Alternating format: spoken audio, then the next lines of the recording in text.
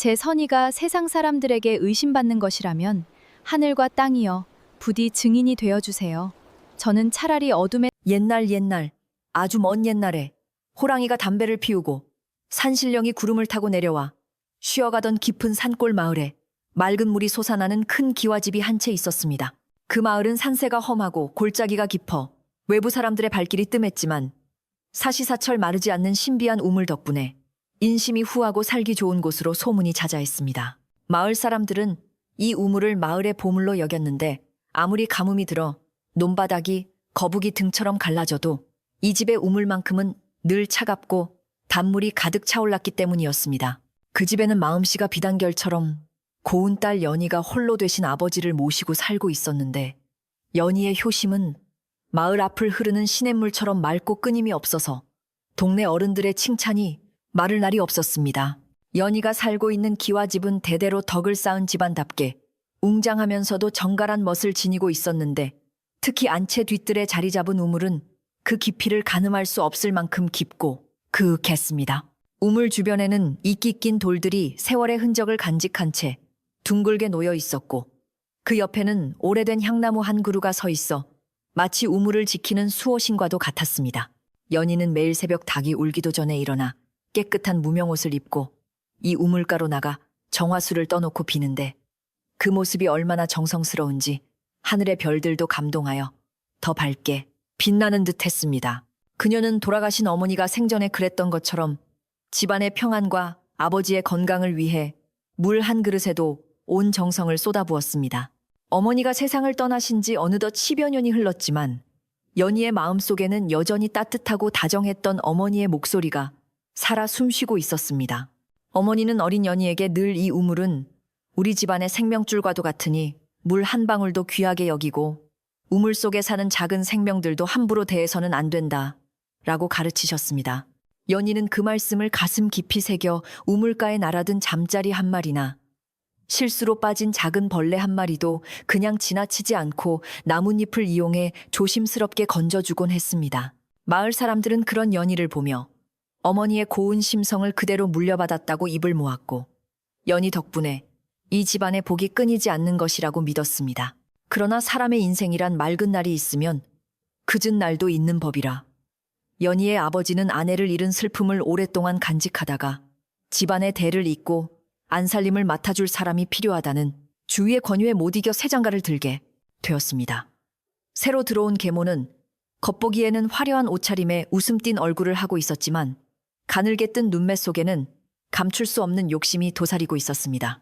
그녀는 데리고 온 자신의 딸과 함께 가마를 타고 위풍당당하게 대문을 들어섰고 연희는 새어머니를 맞이하기 위해 정성껏 마련한 다과상을 들고 공손하게 고개를 숙였습니다. 계모는 연희의 인사를 받는 둥 마는 둥 집안 구석구석을 훑어보며 감나가는 물건들에만 시선을 두었습니다.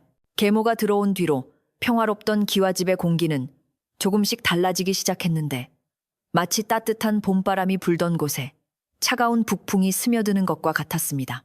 처음에는 아버지의 눈치를 보느라 연희에게 부드러운 말을 건네고 챙겨주는 척했지만 아버지가 장사일로 집을 비우는 날이면 계모의 태도는 돌변하곤 했습니다. 그녀는 연희가 해온 밥이 질다거나 반찬이 짜다는 트집을 잡아 밥상을 물리기도 하고 한겨울에도 찬물로 빨래를 하라며 무리한 일을 시키기도 했습니다. 연희는 그런 구박을 받을 때마다 어머니가 그리워 남몰래 눈물을 훔쳤지만 아버지가 걱정하실까봐 내색 한번 하지 않고 묵묵히 자신의 할 일을 다 했습니다. 어느 날 오후 계모는 안채마루에 앉아 부채질을 하며 연희가 우물에서 물을 붓는 모습을 유심히 지켜보고 있었는데 그 눈빛이 예사롭지 않았습니다. 계모는 연희가 힘겹게 두레박을 끌어올릴 때마다 그 속에 담긴 물이 넘칠 듯 찰랑거리는 것을 보며 저 우물이 얼마나 깊기에 가뭄에도 물이 마르지 않는다더냐 하고 퉁명스럽게 물었습니다. 연희는 땀을 닦으며 공손하게 대답했습니다. 어머니, 이 우물은 저희 집안 대대로 내려오는 귀한 우물이라 그 깊이를 아는 사람이 없습니다. 다만 옛 어른들 말씀에 따르면 우물 밑바닥이 동해바다 용궁과 이어져 있다는 전설이 있다고 합니다. 연희의 순진한 대답에 계모는 코웃음을 쳤지만 속으로는 기이한 생각에 잠겼습니다. 계모는 본래 재물에 대한 욕심이 많은 사람이라 집안의 곳간 열쇠를 쥐고 나서도 만족하지 못하고 연희가 가진 것들마저 탐내기 시작했습니다. 연희가 어머니에게 물려받은 옷가락지나 비단 옷감들을 볼 때마다 계모의 눈은 탐욕으로 번들거렸고 자신의 딸에게 저것들을 주면 얼마나 좋을까 하는 생각에 밤잠을 설치기도 했습니다. 그러던 중 연희가 말한 우물의 전설은 계모의 헛된 망상을 부추기는 계기가 되었습니다. 용궁과 이어져 있다고. 그렇다면 저 물속 깊은 곳에 금은보화가 숨겨져 있을지도 모르는 일 아닌가. 계모는 터무니없는 생각인 줄 알면서도 우물을 볼 때마다 물이 아니라 그 속에 있을지 모를 보물 생각에 마음이 술렁거렸습니다. 계모가 들어온 지 서너 달이 지나자 집안의 분위기는 확연히 어두워졌고 하인들 사이에서도 수군거리는 소리가 들리기 시작했습니다. 오랫동안 이 집안의 일을 도맡아 해온 늙은 머슴박 서방은 마당을 쓸면서 한숨을 내쉬곤 했습니다. 탐광 안주인이 바뀌니 집안 꼴이 말이 아니구나. 우리 아기씨 얼굴이 반쪽이 되었어. 박 서방은 연희가 태어날 때부터 지켜봐온 터라 그녀가 겪는 고초를 누구보다 안타까워했습니다. 그는 가끔 연희가 우물가에 쪼그리고 앉아 울고 있을 때면 슬그머니 다가가 아기씨 너무 상심 마십시오. 돌아가신 마님께서 다 지켜보고 계실 겁니다. 라고 위로의 말을 건네며 엿이나 과일 같은 것을 손에 쥐어주곤 했습니다.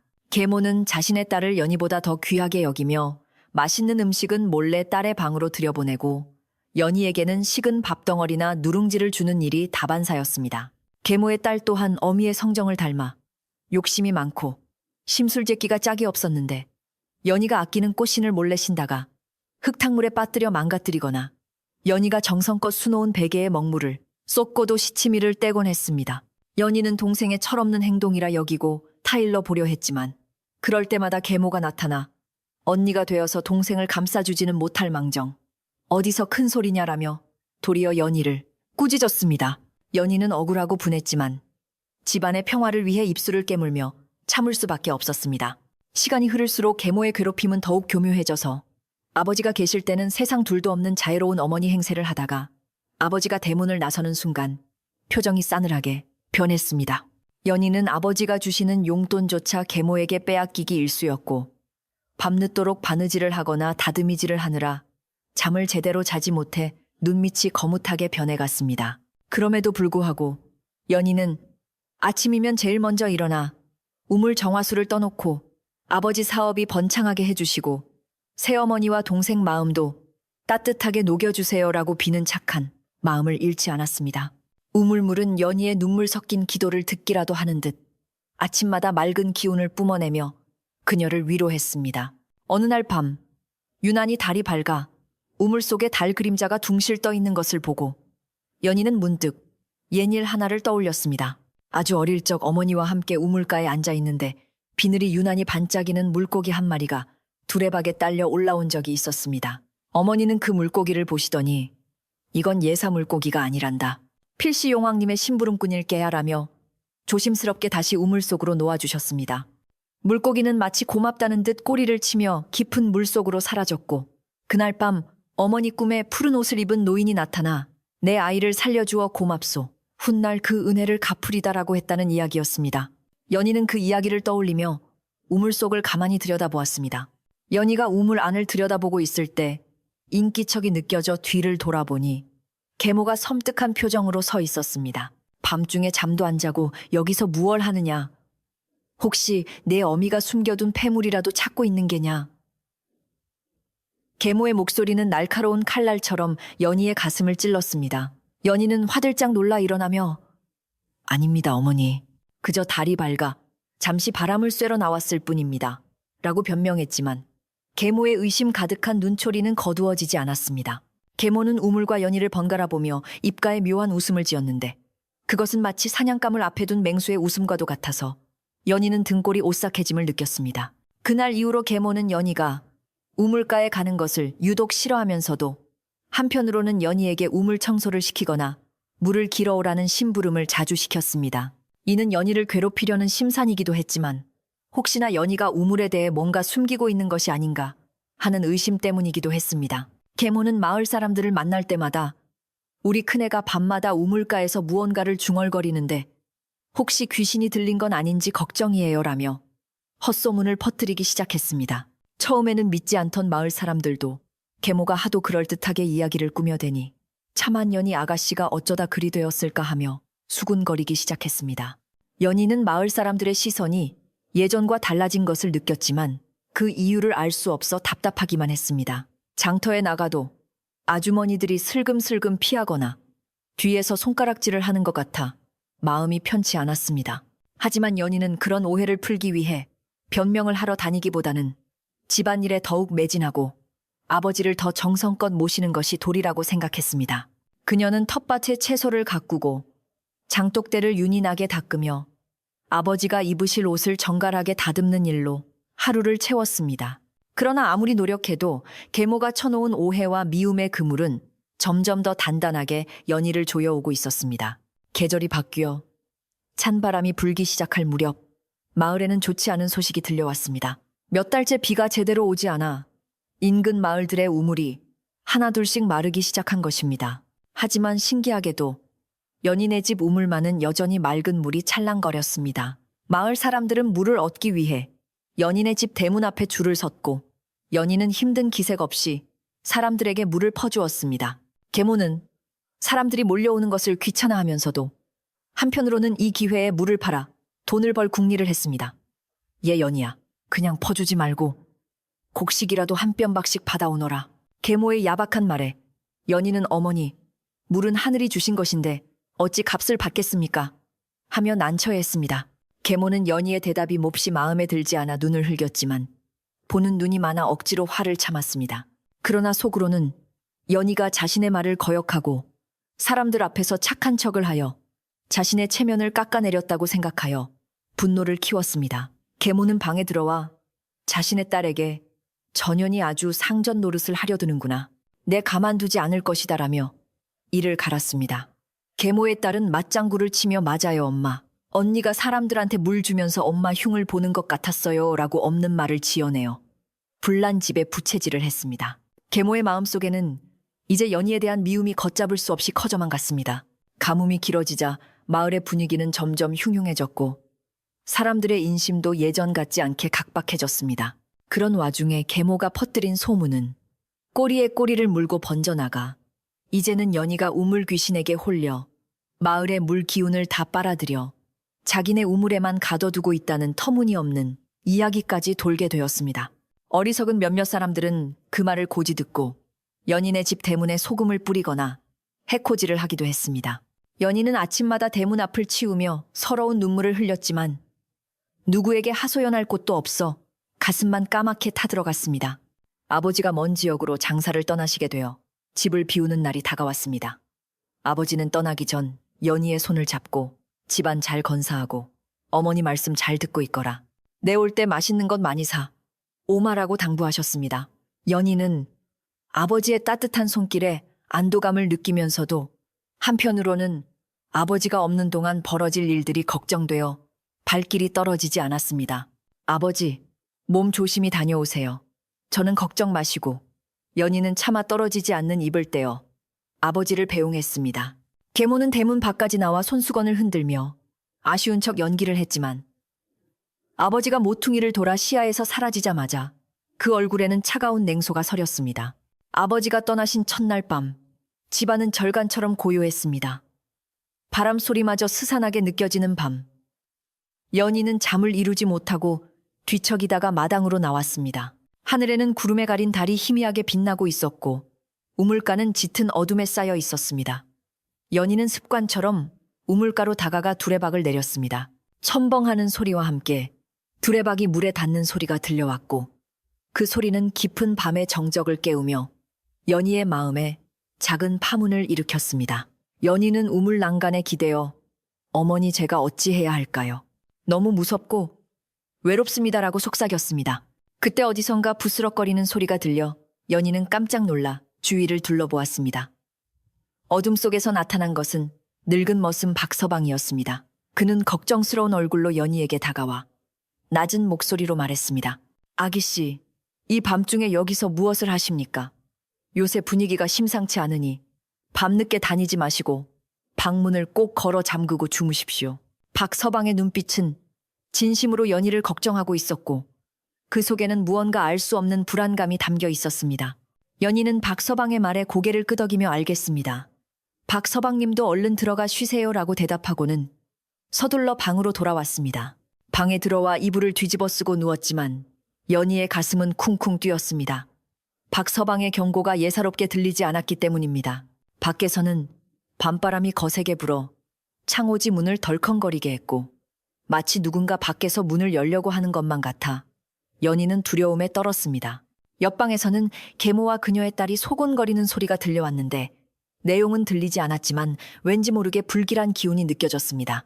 연희는 베개 밑에 아버지가 주신 작은 은장도를 꼭 쥐고 제발 아무 일 없이 이 밤이 지나가기를 간절히 기도했습니다. 다음 날 아침 연희가 부엌으로 나가자 계모는 평소와 다르게 상냥한 목소리로 연희를 불렀습니다. 연희야, 오늘 저녁에는 네 아버지의 무사 귀환을 비는 제사를 지내려 한다. 그러니 너는 하루 종일 몸과 마음을 정갈이하고 밤이 되면 내가 부를 때까지 방에서 나오지 말거라. 계모의 갑작스러운 친절이 의심스러웠지만 아버지를 위한다는 명분에 연희는 토를 달 수 없었습니다.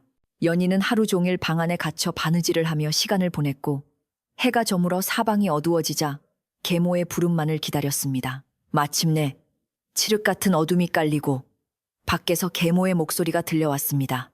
연희야, 이제 나오너라. 우물가로 가서 정화수를 떠와야겠다. 연희는 문을 열고 밖으로 나갔습니다. 밤 공기는 차가웠고 하늘에는 별 하나 보이지 않는 캄캄한 밤이었습니다.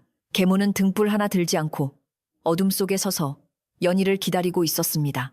그녀의 뒤로는 깊고 검은 우물이 입을 벌리고 있었고 그 모습은 마치 모든 것을 삼켜버릴 듯한 괴물의 입처럼 보였습니다. 연희는 떨리는 다리를 옮겨 계모 쪽으로 다가갔습니다. 바람이 불어와 연희의 옷자락을 날리며 스산한 소리를 내었고 이것이 곧 닥쳐올 거대한 시련의 시작임을 알리는 듯 했습니다. 연희는 두려움을 억누르며 자신이 지켜야 할 이 집과 아버지를 생각하며 한 걸음 한 걸음 우물가로 향했습니다. 하늘에서 내리쬐는 볕은 날이 갈수록 뜨거워져만 갔고 대지는 목이 타들어가는 짐승처럼 입을 벌린 채 비명을 지르는 듯 했습니다. 마을 앞을 흐르던 맑은 시냇물은 바닥을 드러내어 하얀 자갈들만 앙상하게 남았고 논과 밭의 곡식들은 누렇게 말라 비틀어져 농부들의 한숨만이 그 위를 스치고 지나갔습니다. 마을 사람들은 기우제를 지내며 하늘의 비를 빌어보았지만 야속한 하늘은 구름 한 점 없이 파랗기만 하여 사람들의 애간장을 더욱 녹였습니다. 오직 연인의 집 뒷마당에 있는 우물만이 여전히 차갑고 맑은 물을 뿜어내고 있었는데 이 기이한 현상은 목마른 사람들에게는 구원이자 동시에 시기와 질투의 대상이 되기도 했습니다.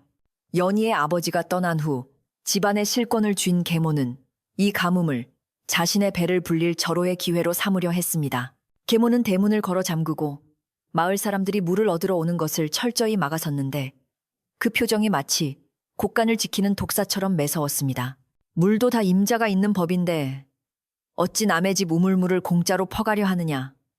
계모가 대문 밖에서 애원하는 이웃들에게 소리를 지를 때마다 연희는 부엌 구석에서 숨죽여 울며 가슴을 쳤습니다.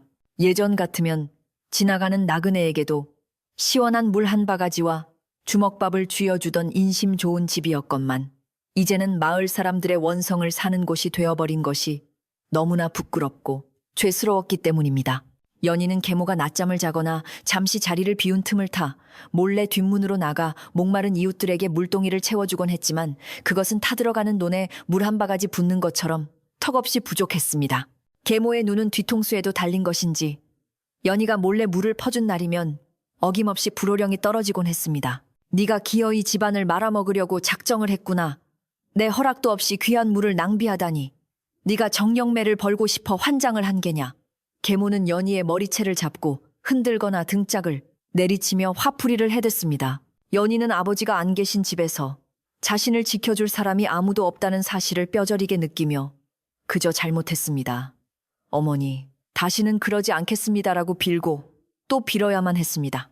하지만 연희의 마음속에는 물은 생명인데 어찌 값을 매기고 야박하게 굴 수 있을까 하는 의문이 사라지지 않았고 계모의 행동을 도저히 이해할 수 없었습니다.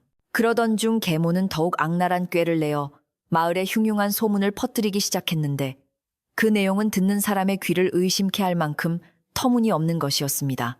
계모는 동네 우물가나 빨래터에 나가 아낙네들에게 은밀한 목소리로 속삭였습니다. 우리 집 우물물이 마르지 않는 게 다 이유가 있다네. 사실은 전처 딸년이 밤마다 우물에 대고 무슨 굿을 하는지 우물 귀신이랑 내통을 해서 마을 물 기운을 다 빨아들인다는 거야. 처음에는 말도 안 된다며 손사래를 치던 사람들도 가뭄이 극심해지고 삶이 팍팍해지자 점차 그 말에 귀를 기울이기 시작했습니다. 사람의 마음이란 간사하여 내 불행의 원인을 누군가에게 돌리고 싶어하는 법인데 계모는 바로 그 틈을 파고든 것이었습니다. 소문은 발없는 말이 되어 천리를 갖고 어느새 연희는 마을 사람들 사이에서 우물 귀신 들린 아이 혹은 재수 없는 아이로 불리게 되었습니다. 장을 보러 나가면 가게 주인이 물건을 팔지 않으려 하거나 아이들이 연희 뒤를 쫓아오며 돌을 던지는 일까지 생겨났습니다. 연희는 영문을 모른 채 쏟아지는 비난과 멸시에 몸서리쳤지만 집안에서도 밖에서도 마음 둘 곳이 없어 외딴 섬처럼 고립되어 갔습니다. 계모는 밖에서 연희가 수모를 당하고 돌아오면 위로하기는커녕 거봐라, 네 행실이 오죽 못됐으면 사람들이 그러겠느냐며 비아냥거렸습니다. 연희의 눈물은 매일 밤 베개를 적셨지만 우물물처럼 솟아나는 슬픔은 멈출 줄을 몰랐습니다. 계모의 딸 팥쥐 또한 어미의 사주를 받아 연희를 괴롭히는 데 앞장섰는데 그 행동이 날이 갈수록 대담해졌습니다. 연희가 정성껏 밥을 지어 놓으면 몰래 재를 뿌려 놓거나 연희가 빨래한 옷을 흙바닥에 뒹굴려 다시 빨게 만드는 것은 예사였습니다. 하루는 연희가 아버지를 위해 말려둔 약초를 팥쥐가 몰래 가져다 불태워버리는 일도 있었습니다. 연희가 이를 발견하고 나무라자 팥쥐는 적반하장으로 대들며 소리를 질렀습니다. 언니가 관리를 잘못해서 불이 날 뻔했잖아. 내가 껐으니 망정이지. 집을 다 태워 먹으려고 했어. 그 소란에 달려온 계모는 자초지종을 듣지도 않고 연희의 종아리를 회초리로 후려쳤습니다.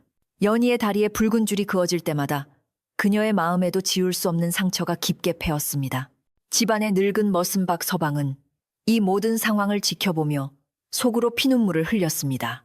그는 돌아가신 마님과의 약속을 지키기 위해 묵묵히 집안일을 하며 연희를 지켜보았지만 계모의 위세가 워낙 등등하여 섣불리 나설 수가 없었습니다. 박서방은 마당을 쓸면서 가끔 연희와 눈이 마주칠 때면 안타까움이 가득한 눈빛으로 참으셔야 합니다. 아기 씨라고 말하는 듯 고개를 끄덕여 보였습니다. 그는 계모가 마을 사람들을 선동하고 다니는 것을 알고 있었기에 언젠가 이 집안에 큰 사단이 날 것을 직감하고 밤마다 잠을 이루지 못했습니다. 박서방은 자신이 할 수 있는 일이 무엇일까 고민하다가 적어도 연희에게 닥쳐올 위험을 미리 알려주어야겠다고 결심했습니다. 어느 날 오후 계모와 팥쥐가 이웃마을 잔칫집에 초대를 받아 잠시 집을 비운 사이였습니다. 박서방은 주위를 살피며 조심스럽게 연희가 일하고 있는 부엌으로 다가갔습니다. 아기씨, 잠시 제 말을 좀 들어보십시오. 박서방의 목소리는 평소보다 훨씬 낮고 진지했습니다. 연희는 하던 일을 멈추고 박서방을 바라보았습니다. 그의 주름진 얼굴에는 깊은 근심이 서려 있었습니다. 요즘 마님께서 하시는 말씀이나 행동이 심상치가 않습니다. 마을에 도는 소문도 그렇고 아기씨를 보는 눈빛에 살기가 느껴집니다. 부디 몸가짐을 조심하시고 특히 밤에는 절대 우물가 근처에 가지 마십시오. 연희는 박서방의 갑작스러운 경고에 가슴이 철렁 내려앉았습니다. 박서방님, 저도 어머니가 저를 미워하시는 건 알지만 설마 무슨 험한 일이야 있겠습니까? 그래도 명색이 아버지의 아내이신데요. 연희는 애써 불안감을 감추며 말했지만 떨리는 목소리는 숨길 수가 없었습니다. 박서방은 고개를 가로저으며 한숨을 내쉬었습니다. 사람의 욕심이란 것이 끝이 없어 눈이 멀면 무슨 짓이든 저지르게 되는 법입니다. 제가 듣자 하니 마님께서 무당을 불러 굿을 한 해 만에 하는 이야기도 들립니다. 아기 씨를 내쫓으려는 구실을 만들고 있는 게 분명합니다. 박서방의 말은 연희의 마음속 깊은 곳에 자리 잡고 있던 막연한 두려움을 현실로 끄집어냈습니다. 박서방은 품속에서 낡은 부적 하나를 꺼내 연희의 손에 쥐어주었습니다. 이건 제 어머니께서 물려주신 것인데 애군을 막아준다고 합니다. 미신이라 타박 마시고 몸에 꼭 지니고 계십시오. 아버님께서 돌아오실 때까지만이라도 잘 버티셔야 합니다. 연희는 박서방의 거친 손과 따뜻한 마음에 눈시울이 붉어졌습니다. 피 한 방울 섞이지 않은 하인이 가족보다 더 자신을 걱정해준다는 사실에 고마움과 서글픔이 동시에 밀려왔습니다. 연희는 부적을 받아 저고리 안쪽에 깊이 갈무리하며 고개를 숙여 인사했습니다. 고맙습니다, 박서방님. 말씀 명심하겠습니다. 계모가 집으로 돌아온 후 집안의 공기는 더욱 차갑고 날카로워졌습니다. 계모는 잔칫집에서 무슨 소리를 듣고 왔는지 들어오자마자 연희를 불러 세워놓고 트집을 잡기 시작했습니다. 잔칫집에서도 다들 네 욕뿐이더라. 전처딸이 들어온 복을 다 차서 집안이 기운다는 둥 내 얼굴에 도끼가 서렸다는 둥 내 창피해서 얼굴을 들고 다닐 수가 없다. 계모는 있지도 않은 말을 지어내어 연희의 자존감을 짓밟았습니다. 팥쥐 옆에서 키득거리며 맞아요. 사람들이 언니 보고 여우가 둔갑한 것 같다고 수군대더라고요. 라고 거들었습니다. 연희는 묵묵히 듣고만 있었지만 속으로는 하늘이 알고 땅이 아는데 언젠가는 진실이 밝혀지겠지 하며 마음을 다잡았습니다. 가뭄은 멈출 기미를 보이지 않았고 마을의 우물들은 이제 바닥에 고인 흙탕물조차 말라버릴 지경이었습니다. 사람들의 인내심은 바닥이 났고 누군가 희생양이 필요하다는 분위기가 마을 전체를 감싸고 돌았습니다. 계모는 때가 되었다고 판단했는지 마을 이장과 어른들을 집으로 초대하여 술상을 차려냈습니다. 여러분, 이 가뭄이 하늘의 뜻이라 생각하십니까? 저는 아니라고 봅니다. 우리 집 우물만 멀쩡한 것이 이상하지 않으세요? 이건 분명 집안에 부정을 타는 것이 있어서 그렇습니다. 계모는 교묘한 말솜씨로 사람들의 의심을 확신으로 바꾸어 놓았습니다. 술에 취한 마을 사람들은 계모의 말에 동조하며 그 원인이 연희에게 있다고 믿게 되었습니다. 방 안에서 이 소리를 듣고 있던 연희는 억장이 무너지는 것 같았습니다. 아버지가 평생을 쌓아온 덕망이 계모의 새치, 혀놀림에 무너져 내리고 자신의 결백이 더러운 오해로 얼룩지는 것을 견딜 수가 없었습니다. 당장이라도 뛰쳐나가 아니라고 소리치고 싶었지만 그랬다가는 오히려 계모의 계략에 말려들어 미친 사람 취급을 받을 것이 뻔했습니다. 연희는 입술을 깨물며 문고리를 잡은 손에 힘을 주었습니다. 아버지가 오실 때까지 참아야 한다. 내가 참지 않으면 집안이 풍비박산이 난다. 연희는 주문처럼 스스로를 위로하며 치밀어 오르는 울분을 삼켰습니다. 그날 밤 계모는 연희를 불러 싸늘한 어조로 말했습니다. 내일은 나를 잡아 우물 고사를 지낼 것이다. 내 부정타는 기운을 씻어내야 마을에 비가 올 게 아니냐. 그러니 너는 오늘 밤 자지 말고 목욕재개하고 기다리거라. 계모의 눈빛은 그 어느 때보다 음산했고 입가에는 비릿한 미소가 걸려 있었습니다. 연희는 직감적으로 오늘 밤이 박서방이 경고했던 그 위험한 밤이 될지도 모른다는 생각이 들었습니다. 그러나 거역할 명분이 없었기에 연희는 순순히 알겠습니다라고 대답하고 물러나왔습니다. 방으로 돌아온 연희는 박서방이 준 부적을 꺼내 손에 쥐고 간절히 기도했습니다. 밤이 깊어지자 사방은 쥐 죽은 듯 고요해졌고 풀벌레 소리조차 들리지 않는 정막이 감돌았습니다. 연희는 촛불 아래 앉아 어머니의 유품인 옷가락지를 꺼내보며 마음을 달랬습니다. 창호지 문 너머로 어른거리는 그림자가 보일 때마다 가슴이 철렁 내려앉았지만 연희는 애써 태연한 척했습니다. 그때 방문 밖에서 계모의 목소리가 들려왔습니다. 연희야, 준비 다 되었느냐? 시간이 되었다. 어서 나오너라. 목소리는 낮았지만 거역할 수 없는 위압감이 실려 있었습니다. 연희는 깊은 한숨을 내쉬고 자리에서 일어났습니다. 방문을 열자 차가운 밤 공기가 훅 끼쳐 들어왔고 마당에는 칠흑 같은 어둠이 깔려 있었습니다. 계모는 마루 끝에 서서 연희를 내려다보고 있었는데 그 모습이 마치 저승사자처럼 섬뜩했습니다. 따라오너라. 계모는 짧게 말하고 앞장서서 걸었습니다. 연희는 말없이 그 뒤를 따랐습니다. 발걸음을 옮길 때마다 자갈 밟는 소리가 유난히 크게 들려왔고 심장 소리는 귓가에서 북을 치듯 울렸습니다. 우물가로 가는 길, 늘 보던 익숙한 풍경들이 오늘따라 낯설고 무섭게 느껴졌습니다. 앙상한 나뭇가지들은 마치 귀신이 손을 뻗은 것처럼 보였고 바람 소리는 누군가의 울음소리처럼 들렸습니다. 우물가에 도착하자 계모는 멈춰 섰습니다. 깊은 우물은 어둠 속에서 검은 아가리를 벌리고 있었고 그 안에서는 알 수 없는 냉기가 뿜어져 나왔습니다. 계모는 우물을 한번 쳐다보고는 연희에게 시선을 돌렸습니다. 연희야, 저 안을 들여다보아라. 네가 저지른 죄가 얼마나 깊은지 보일 것이다. 계모의 말은 알 수 없는 수수께끼 같았습니다. 연희는 두려움을 무릅쓰고 우물 난간에 다가갔습니다. 깊고 어두운 물 위로 희미하게 자신의 얼굴이 비치는 것 같았습니다. 그 순간 계모가 한 발자국 다가오는 소리가 들렸습니다. 바스락 등 뒤에서 느껴지는 살기에 연희의 온몸에 소름이 돋았습니다. 연희는 박서방의 경고를 떠올리며 몸을 피하려 했지만 발이 땅에 붙은 듯 움직이지 않았습니다. 공포가 온몸을 마비시킨 것이었습니다. 계모는 이제 숨길 것도 없다는 듯 노골적으로 연희를 노려보았습니다. 이 집안의 재물도 우물도 다 내 것과 내 딸의 것이다. 너만 없으면 모든 게 순조로울 텐데 말이다. 계모의 본심이 드러난 순간이었습니다. 연희는 뒷걸음질 치며 어머니 어찌 그런 말씀을 하고 말을 잇지 못했습니다. 계모는 표독스러운 웃음을 터뜨리며 한 걸음 더 다가왔습니다. 하늘에는 구름이 걷히고 달이 모습을 드러냈지만 그 달빛조차 창백하고 서늘하여 연희를 지켜주지 못할 것 같았습니다. 우물가 옆에 향나무만이 흔들리며 연희에게 도망치라고 소리치는 듯 했습니다. 하지만 도망칠 곳은 없었습니다.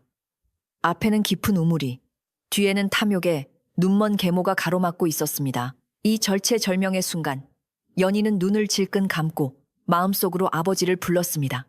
아버지, 살려주세요. 어머니 도와주세요. 그러나 대답 없는 메아리만이 그녀의 가슴속을 맴돌 뿐이었습니다. 이제 곧 닥쳐올 운명의 시간이 코앞으로 다가왔음을 연희는 본능적으로 느끼고 있었습니다. 계모의 눈에서 뿜어져 나오는 살기는 밤하늘의 어둠보다 더 짙고 차가워서 연희는 숨조차 제대로 쉴 수 없었습니다. 계모는 더 이상 망설일 이유가 없다는 듯 떨고 있는 연희의 어깨를 매몰차게 잡아챘습니다. 이 집안의 평화를 위해서는 네가 사라져줘야겠다. 이것이 다 하늘의 뜻이라 생각하거라. 계모의 비정한 목소리가 끝남과 동시에 거친 손길이 연희의 등 떠밀었고 연희는 비명조차 지르지 못한 채 깊은 우물 속으로 곤두박질 쳤습니다. 발밑이 허공으로 꺼지는 아찔한 감각과 함께 연희의 몸은 칠흑 같은 어둠 속으로 빨려 들어갔고 우물 입구에서 내려다보는 계모의 희미한 미소가 마지막으로 본 세상의 모습이었습니다. 차가운 바람이 귓가를 때리며 윙윙거렸고 연희는 이제 꼼짝없이 죽은 목숨이라 생각하며 질끈 눈을 감았습니다. 연희가 떨어진 우물은 마을 사람들이 두레박을 내릴 때마다 한참을 기다려야 물에 닿는 소리가 들릴 만큼 깊고 깊은 곳이었습니다. 연희는 떨어지는 동안 지난날의 기억들이 주마등처럼 스쳐 지나가는 것을 느꼈습니다. 다정했던 어머니의 품, 따뜻했던 아버지의 손길, 그리고 계모에게 구박받으며 흘렸던 수많은 눈물들이 한꺼번에 떠올라 가슴을 메우게 했습니다. 아버지, 죄송해요. 끝까지 효도하지 못하고 이렇게 갑니다. 연희는 마음속으로 마지막 인사를 올리며 차가운 물이 온몸을 덮쳐오기를 기다렸습니다. 공포에 질린 연희의 몸이 굳어지고 의식이 흐릿해질 즈음 기이한 일이 벌어졌습니다. 예상했던 차가운 물의 충격 대신 마치 부드러운 소미불이 몸을 감싸는 듯한 포근한 기운이 그녀를 받쳐주는 것이었습니다. 몸이 붕 떠오르는 듯한 느낌에 연희는 조심스럽게 눈을 떴지만 주위는 여전히 어두컴컴하여 아무것도 분간할 수 없었습니다. 그러나 신기하게도 떨어지는 속도가 점차 줄어들더니 마치 깃털이 내려앉듯 사뿐하게 바닥에 발이 닿는 것이 느껴졌습니다. 물속에 빠져 허우적거릴 줄 알았던 연희는 자신의 발이 단단하고 마른 땅을 딛고 있다는 사실에 놀라 두리번거렸습니다. 그곳은 우물 바닥이 아니라 전혀 다른 세상으로 통하는 입구처럼 보였습니다.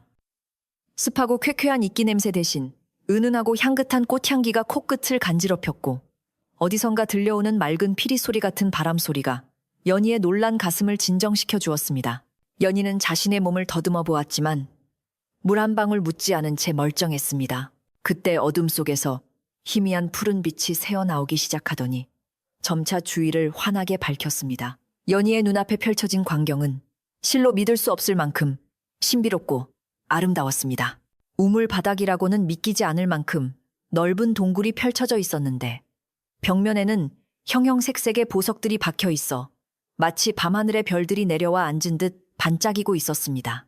천장에서는 수정 같은 종유석들이 내려와 신비로운 빛을 반사하고 있었고 바닥에는 고운 하얀 모래가 깔려 있어 밟을 때마다 사각거리는 기분 좋은 소리가 났습니다.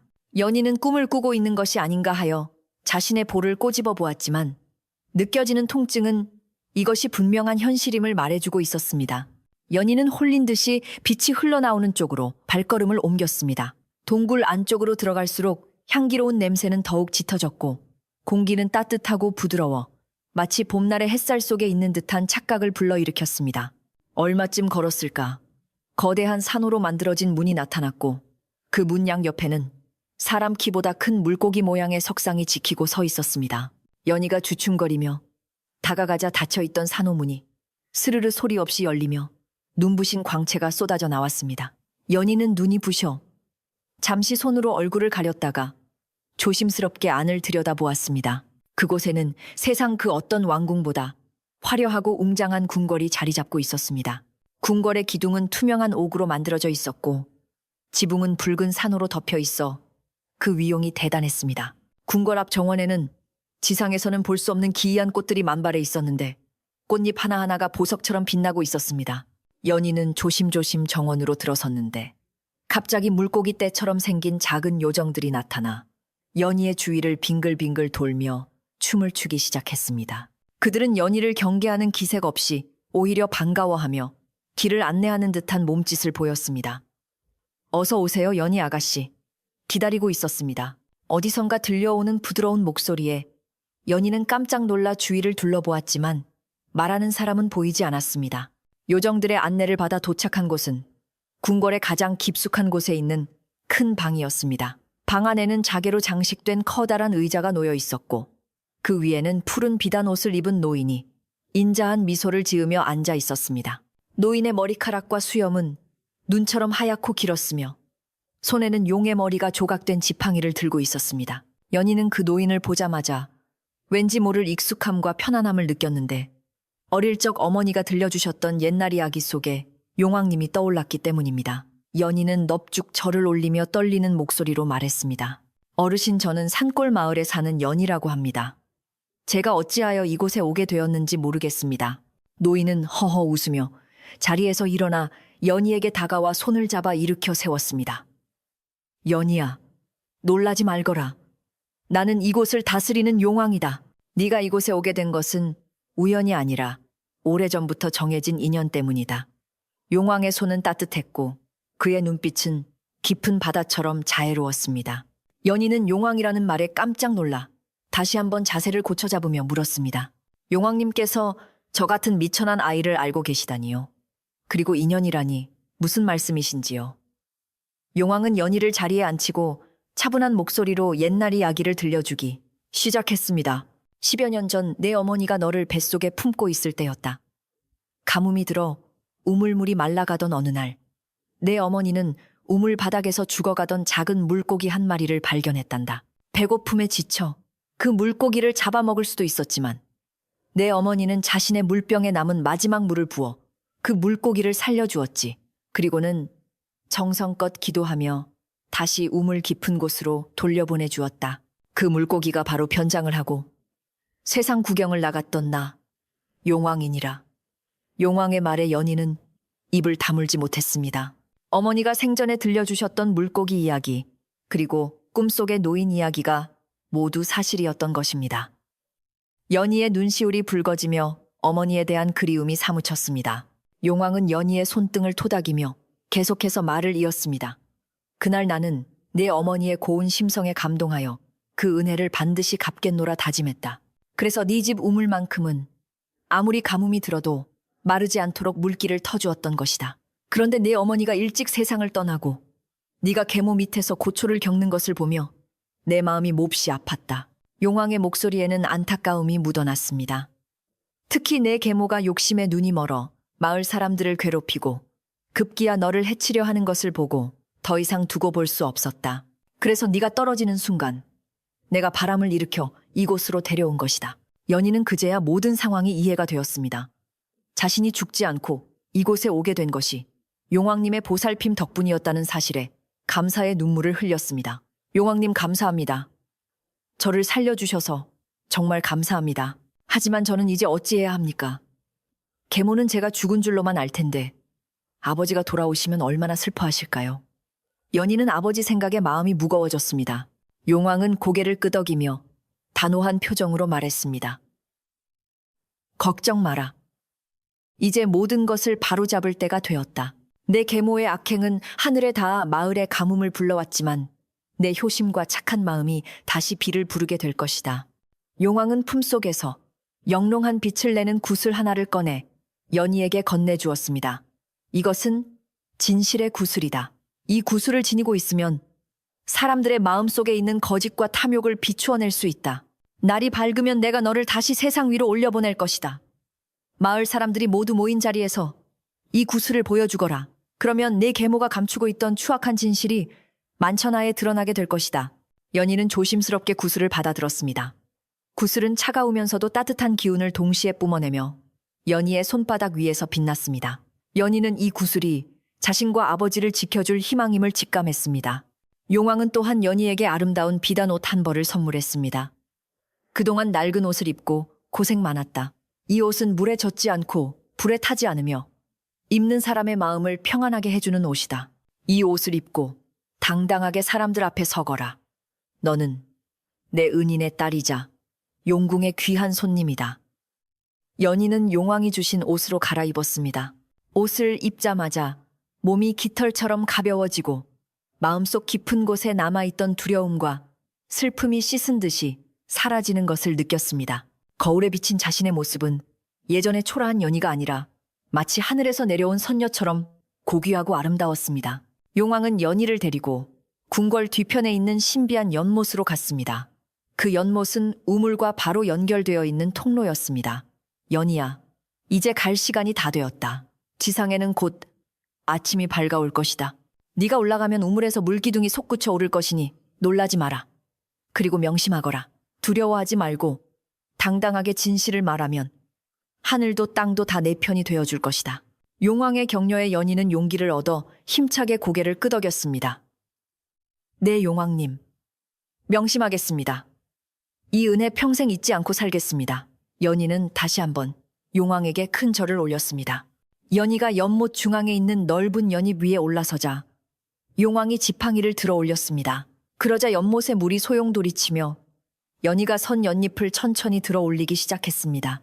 가거라, 연희야. 세상의 빛이 되어라.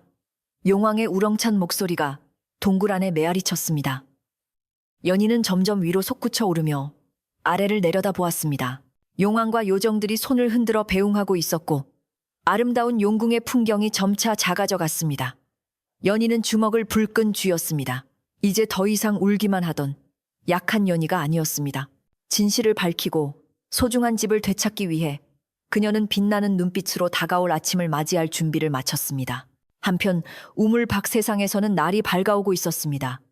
계모는 밤새 한숨도 자지 못했지만 피곤한 기색보다는 묘한 흥분감에 휩싸여 있었습니다. 그녀는 이른 아침부터 마당에 나와 거짓으로 곡을 하며 동네방네 소란을 피우기 시작했습니다. 아이고, 이게 무슨 병고란 말인가. 우리 불쌍한 연희가, 효심 깊은 우리 연희가 발을 헛디뎌 우물에 빠졌구나. 계모의 가증스러운 울음소리는 새벽 공기를 가르며 마을 사람들의 잠을 깨웠습니다. 사람들이 하나둘씩 연인의 집 마당으로 모여들기 시작했고 그들의 얼굴에는 놀라움과 의심이 교차하고 있었습니다. 마을 사람들은 웅성거리는 소리로 마당을 채웠습니다. 아니, 그게 무슨 소린가? 연희가 우물에 빠지다니. 어제까지만 해도 멀쩡하던 아이가 밤새 무슨 일이 있었던 게야. 사람들은 우물가를 기웃거리며 걱정스러운 눈빛을 보냈습니다. 계모는 머리를 풀어 헤치고 땅을 치며 더욱 크게 울어댔습니다. 내가 말렸건만 밤중에 정화수를 뜨겠다고 나가더니 그만. 아이고, 내 팔자야. 계모의 연기는 흠잡을 데 없이 완벽해 보였습니다. 팥쥐 또한 옆에서 거짓 눈물을 짜내며 어미의 장단을 맞추었습니다.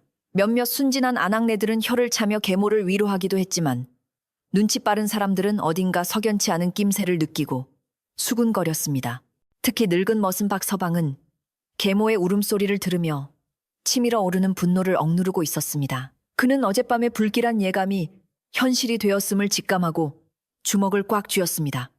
아기씨, 부디 무사하셔야 합니다. 박서방은 우물가를 바라보며 간절히 기도했습니다. 계모는 사람들이 어느 정도 모이자 슬쩍 눈물을 닦으며 회심의 미소를 지었습니다. 이제 이 집도 재산도 다 내 것이다. 귀찮은 것들은 다 사라졌어. 그녀는 속으로 쾌재를 부르며 이제 곧 치러질 장례 절차와 재산 정리를 머릿속으로 계산하고 있었습니다. 하지만 그녀는 꿈에도 몰랐습니다. 깊은 우물 속에서 그녀의 파멸을 알리는 거대한 물기둥이 준비되고 있다는 사실을 말입니다. 그때 갑자기 땅이 미세하게 진동하기 시작하더니 우물 안에서 웅장한 소리가 들려왔습니다. 마치 천둥이 치는 듯한 소리에 사람들은 깜짝 놀라 뒷걸음질 쳤습니다. 이게 무슨 소리야? 우물 안에서 무슨 소리가 들려? 사람들의 시선이 일제히 우물로 쏠렸습니다. 계모는 당황하여 울음을 멈추고 우물을 쳐다보았습니다. 설마 죽은 귀신이라도 나오려는 건가? 계모의 얼굴이 공포로 하얗게 질리기 시작했습니다. 우물 입구에서 뿜어져 나오는 서늘한 기운이 마당 전체를 휘감았고 바람이 거세게 불어닥쳐 사람들의 옷자락을 날렸습니다. 그리고 마침내 우물 안에서 눈부신 빛과 함께 거대한 물기둥이 하늘 높이 치솟아 올랐습니다. 물기둥은 아침 햇살을 받아 무지개처럼 찬란하게 빛났고 그 정수리에는 믿을 수 없는 광경이 펼쳐져 있었습니다. 바로 죽은 줄 알았던 연희가 물기둥 위에 서서 선녀와 같은 자태로 천천히 내려오고 있는 것이었습니다. 연희의 옷자락은 바람에 우아하게 흩날렸고 손에 든 진실의 구슬은 태양보다 더 밝게 빛나며 계모의 눈을 찔렀습니다. 사람들은 그 신비로운 모습에 압도되어 숨소리조차 내지 못하고 그저 멍하니 바라볼 뿐이었습니다. 연희가 지상에 사뿐히 내려앉자 물기둥은 거짓말처럼 사라지고 우물은 다시 평온을 되찾았습니다. 연희는 맑고 또렷한 눈빛으로 계모를 응시했습니다. 계모는 다리에 힘이 풀려 그 자리에 주저앉고 말았습니다. 네, 네가 어떻게? 계모는 말을 잇지 못하고 덜덜 떨었습니다. 연희는 한 걸음 한 걸음 계모에게 다가갔습니다. 그녀의 발걸음에는 더 이상 망설임이 없었습니다. 어머니, 제가 돌아왔습니다. 용왕님의 은혜로 다시 살아 돌아왔습니다. 연희의 목소리는 조용했지만 그 울림은 마당에 있는 모든 사람들의 가슴을 파고들었습니다. 이제 숨겨진 모든 진실이 밝혀질 시간이 온 것입니다. 연희가 물기둥을 타고 내려와 땅에 발을 딛는 순간 마당을 가득 채웠던 사람들의 웅성거림이 일시에 멈추고 찬물을 끼얹은 듯한 정적이 흘렀습니다. 방금 전까지 연희가 죽었다며 거짓곡을 하던 계모는 마치 헛것이라도 본 사람처럼 눈을 부릅뜨고 입을 떡 벌린 채 굳어버렸습니다. 연희의 모습은 물에 빠진 사람이라고는 믿기지 않을 만큼 뽀얗고 정갈했으며 그녀가 입고 있는 비단 옷에서는 은은한 광채가 흘러나와 보는 이들의 눈을 부시게 했습니다. 사람들은 이것이 꿈인지 생시인지 분간하지 못해 서로의 얼굴만 쳐다볼 뿐 감히 연희에게 다가갈 엄두조차 내지 못했습니다. 바람마저 숨을 죽인 듯 고요한 가운데 연희의 옷자락이 스치는 소리만이 사그락거리며 마당에 울려 퍼졌습니다. 계모는 떨리는 손가락으로 연희를 가리키며 뒷걸음질 쳤는데 그 얼굴은 공포로 하얗게 질려 있었습니다.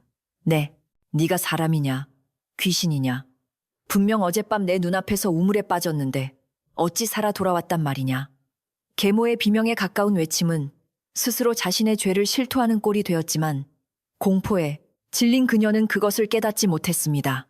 마을 사람들은 계모의 말을 듣고 수군거리기 시작했습니다. 어젯밤에 빠졌다고 아까는 발을 헛디뎠다고 하지 않았나. 죽은 줄 알았는데 살아오다니. 이게 도대체 무슨 조화 속이야. 사람들의 의심 어린 눈초리가 계모에게로 쏠리기 시작했습니다.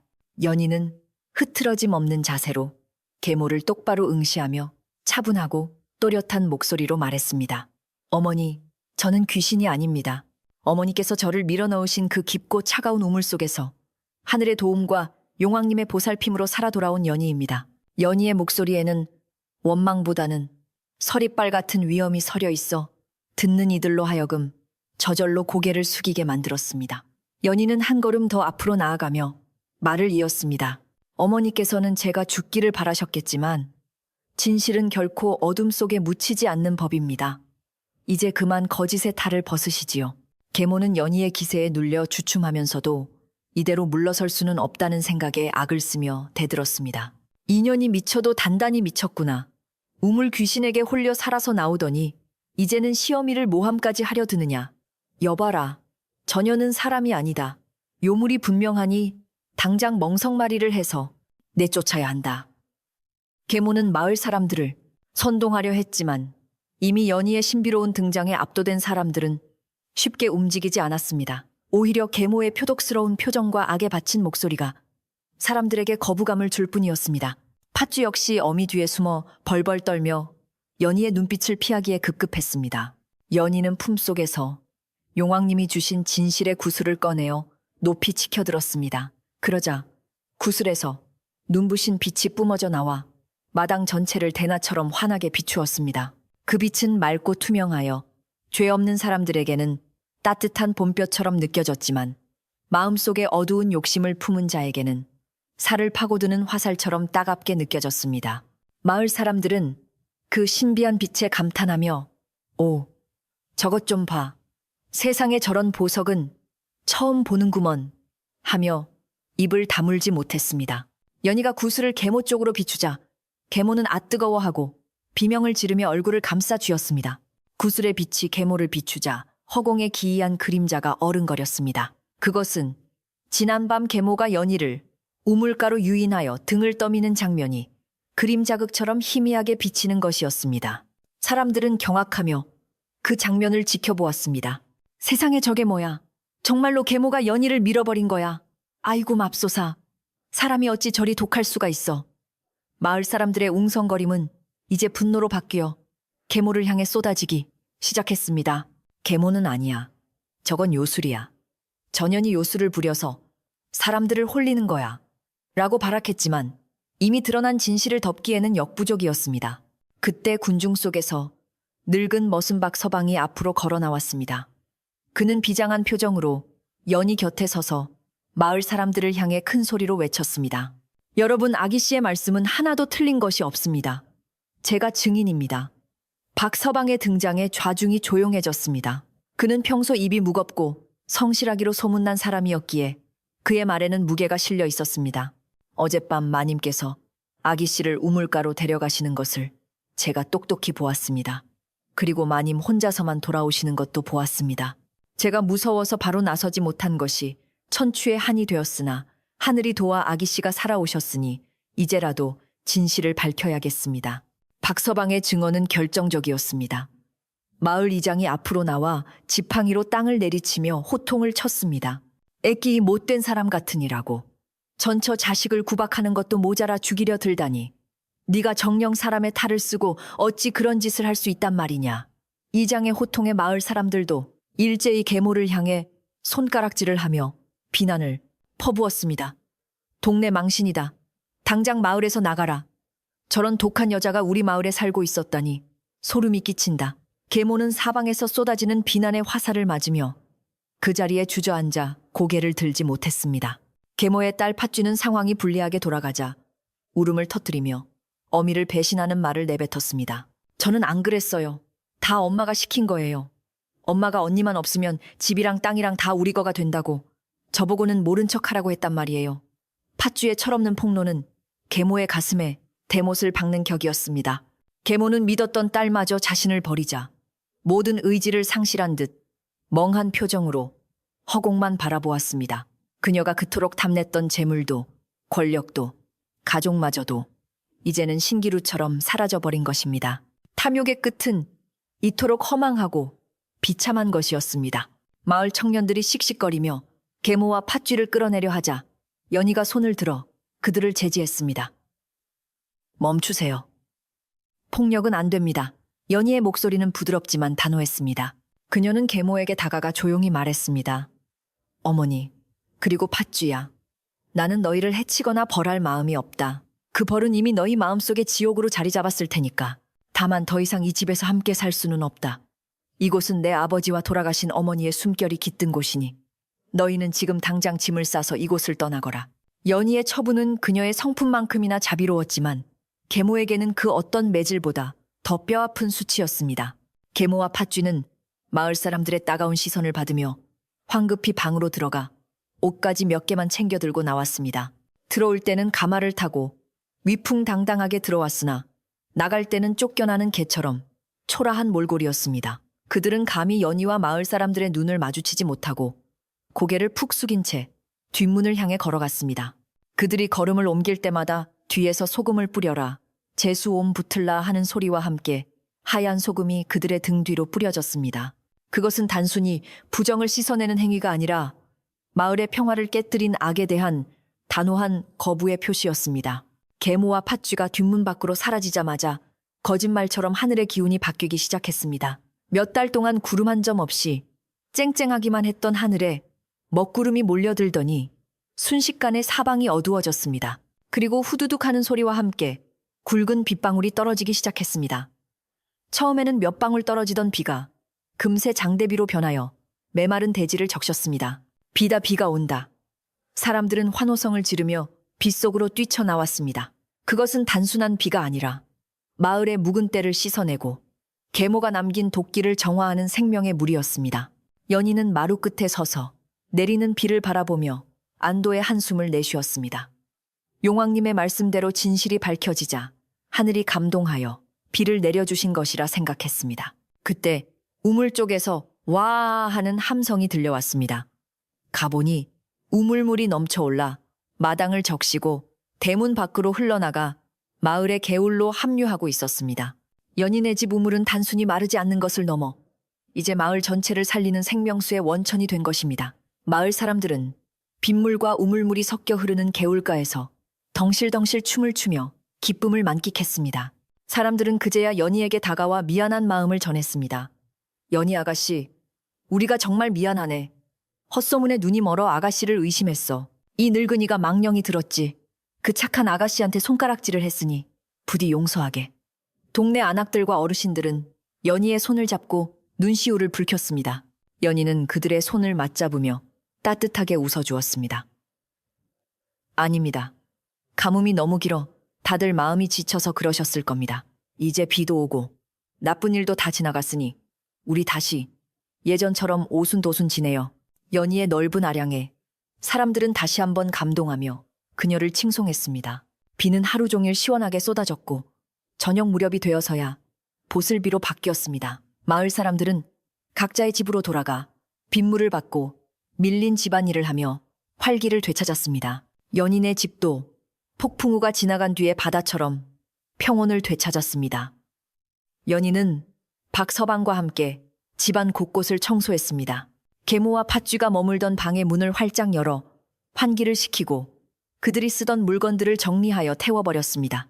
나쁜 기운을 싹 걷어내고 다시 아버지와 자신이 살던 따뜻한 보금자리로 되돌려 놓기 위해서였습니다. 어둠이 내려앉자 연희는 부엌으로 들어가 저녁밥을 짓기 시작했습니다. 오랫동안 계모의 눈치를 보느라 마음 편히 요리 한번 하지 못했던 부엌이었지만 이제는 온전히 연희의 차지가 되었습니다.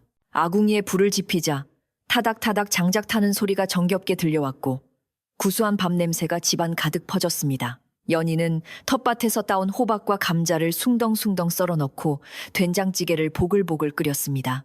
도마 위에서 칼질하는 소리, 찌개 끓는 소리가 빗소리와 어우러져 평화로운 화음을 만들어냈습니다. 연희는 갓 지은 하얀 쌀밥과 뜨끈한 된장찌개, 그리고 잘 익은 김치를 소반에 차려 안방으로 들고 갔습니다. 그리고 박서방을 불렀습니다. 박서방님, 어서 와서 저녁 드세요. 그동안 저 때문에 마음고생 많으셨지요. 박서방은 아이고 아기씨, 저는 부엌에서 먹어도 됩니다. 하며 사양했지만 연희는 박서방의 소매를 이끌어 겸상에 앉혔습니다. 오늘만큼은 식구처럼 같이 먹어요. 아버지가 안 계신 동안 저를 지켜주신 건 박서방님이시잖아요. 박서방은 연희의 마음에 감복하여 눈물을 훔치며 숟가락을 들었습니다. 두 사람은 따뜻한 밥을 나누어 먹으며 그간의 서름을 털어내고 서로를 위로했습니다. 밥을 먹고 난 뒤 연희는 따뜻한 숭중을 마시며 창밖을 내다보았습니다. 비는 그쳤고 구름 사이로 맑은 달이 얼굴을 내밀고 있었습니다.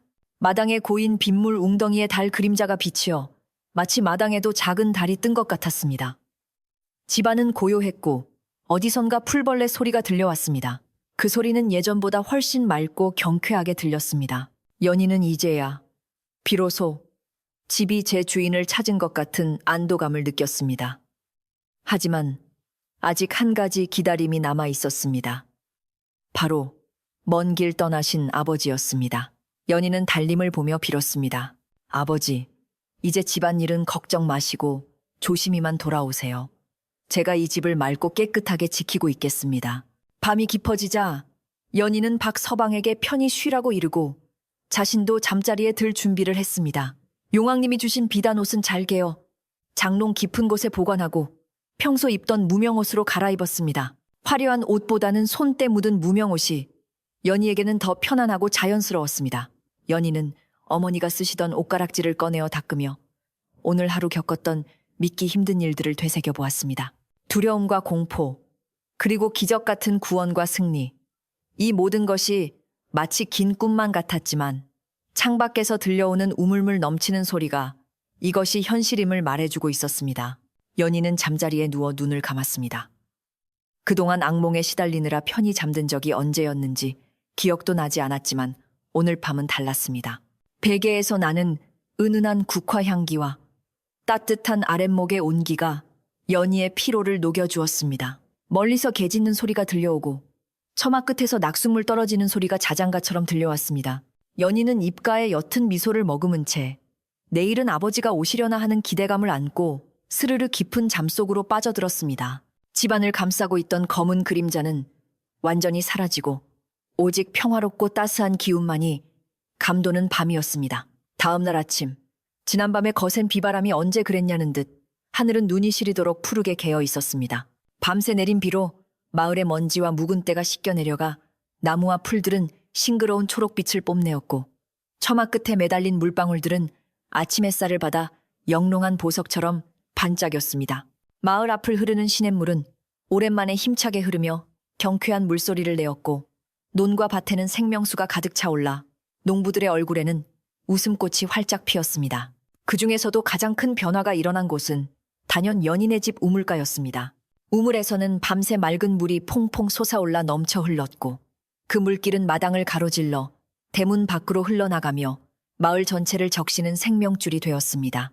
연희는 이른 아침부터 일어나 마당을 쓸고 우물가 주변을 정돈했습니다. 간밤의 소란으로 어수선했던 흔적들은 연희의 부지런한 손길에 하나둘씩 지워져 갔고 집안은 다시 예전의 정갈하고 평온한 모습을 되찾았습니다. 늙은 머슴 박서방도 일찌감치 일어나 무너진 담장을 보수하고 마당에 쌓인 낙엽을 치우며 구슬땀을 흘렸습니다. 두 사람은 말없이 눈빛만으로도 서로의 마음을 알 수 있었는데 그것은 폭풍우를 함께 견뎌낸 사람들만이 가질 수 있는 끈끈한 유대감이었습니다. 연희가 새참으로 내온 시원한 식혜 한 사발을 들이키며 박서방은 아기씨 이제야말로 사람 사는 집 같습니다 하며 허허 웃었습니다. 그 웃음소리가 담장을 넘어 골목길까지 퍼져나갔습니다. 해가 중천에 떠오를 무렵 마을 어귀에서 낯익은 당나귀 방울 소리가 딸랑딸랑 들려왔습니다. 연희는 하던 일을 멈추고 대문 쪽을 바라보았습니다. 멀리서 흙먼지를 일으키며 다가오는 행렬이 보였는데 바로 장사를 마치고 돌아오시는 아버지였습니다. 아버지는 오랜만에 귀향의 발걸음을 재촉하며 마을로 들어섰지만 마을의 분위기가 떠날 때와는 사뭇 다르다는 것을 단번에 느꼈습니다. 바짝 말라있던 논에는 물이 가득하고 사람들의 표정에는 여유가 넘쳤으며 무엇보다 자신의 집 쪽에서 맑은 물 기운이 뻗어나오는 것이 보였습니다. 아버지는 고개를 갸웃거리며 대문 앞에 당나귀를 세웠습니다. 아버지, 오셨습니까? 연희가 버선발로 뛰어나가 아버지를 맞이했습니다. 아버지는 훌쩍 자란 듯한 딸의 모습을 보고 깜짝 놀랐습니다. 떠날 때만 해도 수심이 가득하고 야위었던 연희의 얼굴이 지금은 마치 갓 피어난 복사꽃처럼 화사하고 건강해 보였기 때문입니다. 아버지는 연희의 손을 잡고 그래, 내 딸 연희야, 별거 없었느냐, 집안이 어째 이리 환해졌느냐 하며 기뻐했습니다. 박서방도 달려나와 고삐를 받아들며 대감마님, 무사히 다녀오셨습니까? 기다리느라 목이 빠지는 줄 알았습니다. 하고 인사를 올렸습니다. 그러나 아버지의 시선은 이내 보이지 않는 한 사람을 찾고 있었습니다. 그런데 안 사람은 어디 갔느냐? 내가 왔는데 코빼기도 보이지 않고 팥쥐 녀석도 안 보이는구나. 아버지의 물음에 순간 정적이 흘렀습니다. 연희는 고개를 숙였고 박서방은 헛기침을 하며 난처해했습니다.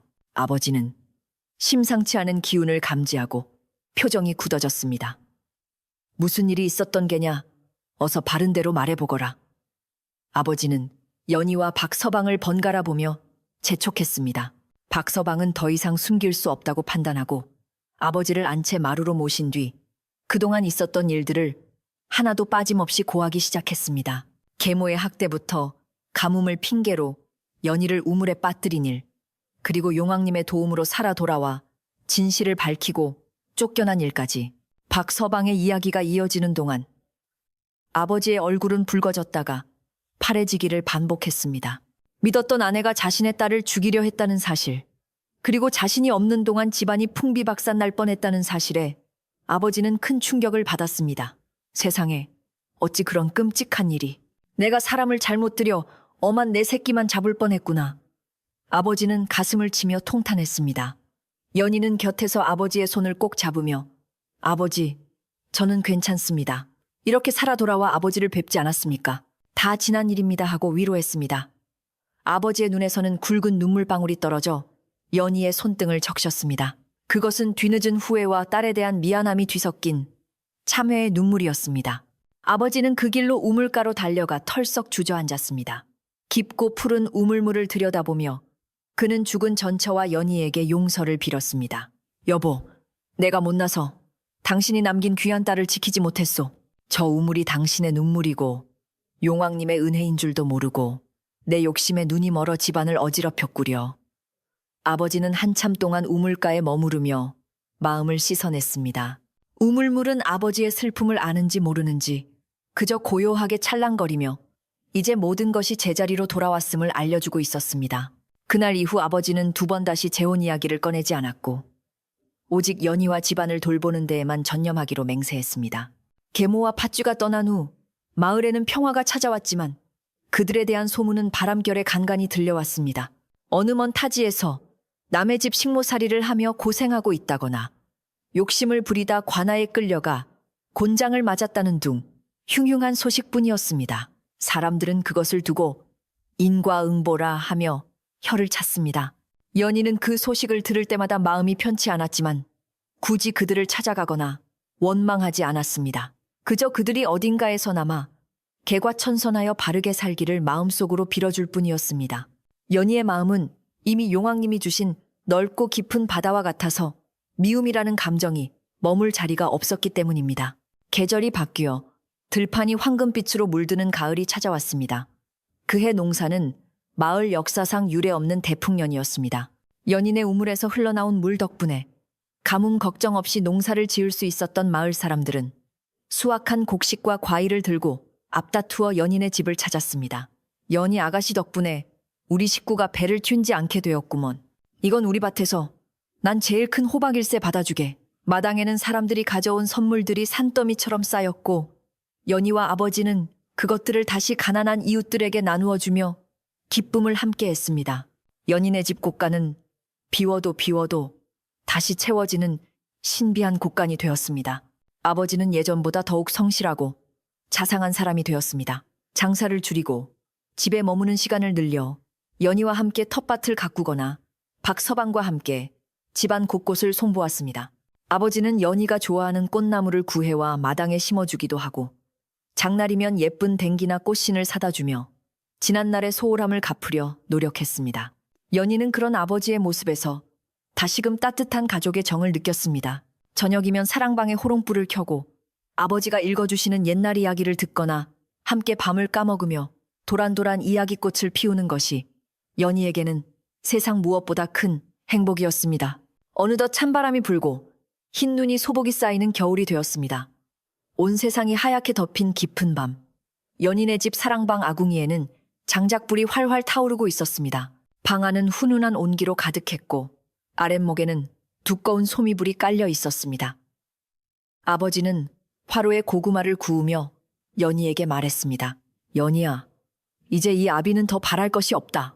네가 이렇게 건강하게 내 곁에 있고 우리 집 우물이 마르지 않는 한 우리에게는 늘 따뜻한 봄날만 있을 게다. 연희는 잘 익은 군고구마를 호호 불어 아버지께 건네며 환하게 웃었습니다. 네, 아버지. 저도 아버지가 계셔서 참 좋습니다. 창밖에는 한방눈이 펑펑 쏟아져 내리고 있었지만 연인의 집안은 그 어느 때보다 따뜻하고 포근했습니다. 우물가에 서 있는 늙은 향나무 가지 위에도 눈꽃이 피어났고 깊은 우물 안에서는 여전히 따뜻한 김이 모락모락 피어올라 눈을 녹이고 있었습니다. 마치 용왕님이 보내주신 수호신들이 밤새 잠들지 않고 이 집을 지키고 있는 것만 같았습니다. 박서방도 자신의 방에서 뜨끈한 구들장에 등을 지지며 코를 골고 자고 있었고 외양간에서도 평화롭게 되새김질을 하며 긴 겨울밤을 보내고 있었습니다. 모든 것이 제자리를 찾은 완벽한 평온함이었습니다. 세월은 유수와 같이 흘러 연희는 어느덧 혼기가 꽉 찬 아름다운 처녀가 되었습니다. 인근 마을은 물론 먼 고을에서까지 연희의 고운 마음씨와 미모를 듣고 중매쟁이들이 문지방이 닳도록 드나들었습니다. 하지만 연희는 서두르지 않았습니다. 그녀는 아버지 곁에서 효도를 다하며 우물을 지키고 마을 사람들을 돕는 일에 더 큰 기쁨을 느꼈습니다.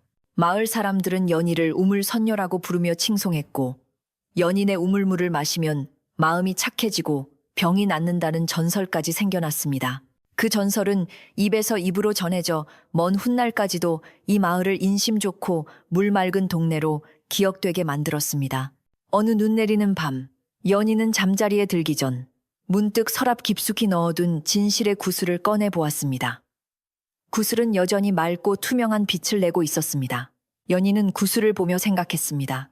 진실은 언젠가 밝혀지고 착한 마음은 반드시 보답을 받는다. 그것은 용왕님이 가르쳐준 교훈이자 연희가 평생을 살아갈 지표였습니다. 연희는 구슬을 다시 조심스럽게 넣어두고 창문을 열어 밤하늘을 올려다보았습니다. 구름 사이로 보이는 달림이 마치 어머니의 얼굴처럼 인자하게 웃고 있었습니다. 연희는 달림을 향해 그리고 보이지 않는 용궁을 향해 감사의 인사를 올렸습니다. 오늘 밤도 무사히 지켜주셔서 감사합니다. 세상 모든 착한 이들이 편안히 잠들게 해주세요. 연희의 기도는 밤바람을 타고 멀리 멀리 퍼져나갔습니다. 방 안에 호롱불이 가물거리고 연희의 눈꺼풀도 무거워졌습니다. 따뜻한 이불 속으로 파고드는 연희의 얼굴에는 세상 그 어떤 걱정도 없는 평화로운 미소가 번졌습니다. 밖에서는 눈이 그치고 바람도 잠들어 온 세상이 고요한 침묵 속에 잠겼습니다. 오직 연인의 집 우물물 흐르는 소리만이 자장가처럼 들려오는 참으로 고요하고 아름다운 밤이었습니다. 자, 여러분. 긴 이야기가 이제 끝이 났습니다. 착한 연인은 복을 받고 욕심쟁이 계모는 벌을 받았으니 이보다 더 시원하고 따뜻한 결말이 어디 있겠습니까? 오늘 밤 여러분의 꿈속에도 연인의 우물처럼 맑고 시원한 복이 흘러넘치기를 바랍니다. 세상의 모든 근심 걱정은 저 우물물에 씻어보내고 따뜻한 아랫목에서 군고구마 까먹던 시절의 포근함만 안고 주무시길 바랍니다. 밤이 깊었습니다. 부디 편안하고 달콤한 잠 주무십시오. 안녕히 주무세요.